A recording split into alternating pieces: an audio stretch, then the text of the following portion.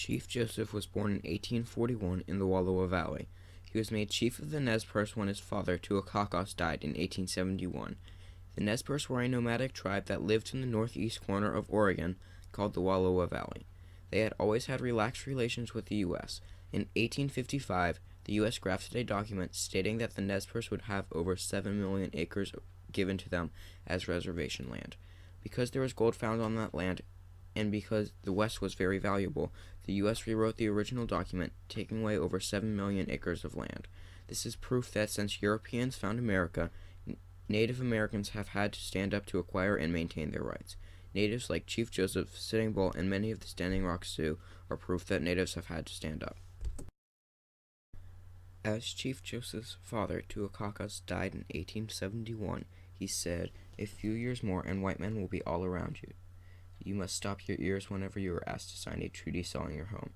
This country holds your father's body. Never sell the bones of your father and your mother."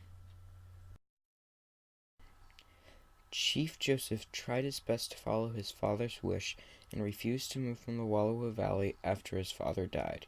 In 1873, the government gave an official warning to those still living in the Wallowa Valley, telling them to go and live in the reservation in Idaho, marked in dark green. The area marked in light brown was where the Nez Perce once roamed, and the area marked in light green was the original document area. In 1877, the U.S. cavalry was sent with orders to move those still living there, and so reluctantly those still living there moved. A few young Nez Perce, angry about the change, went and killed 2 settlers, a man and his wife.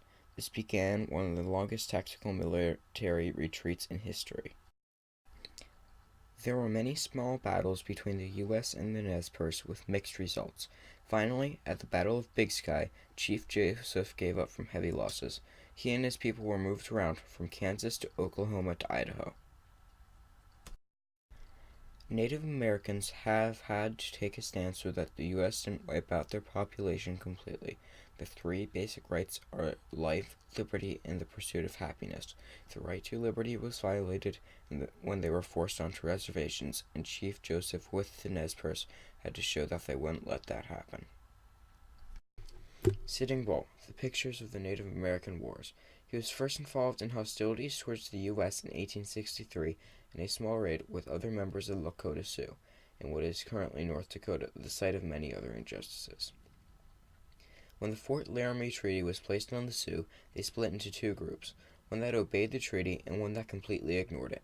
Sitting Bull was a leader of the group that ignored it. Tensions arose, and the last straw was when gold was found in the Black Hills in 1874. The natives that were free went forth to defend it, since the Black Hills were sacred land to the Native Americans. This started the war between the U.S. and the Sioux. Many small battles led up to the largest military loss for the U.S. This became known as George Custer's Last Stand. George himself had gained a name in fighting Native Americans through the 1800s. That was destroyed when he was the commander of one of the largest defeats in the U.S. military history. Sitting Bull was one of the leaders of the force that led such a commanding defeat against the U.S.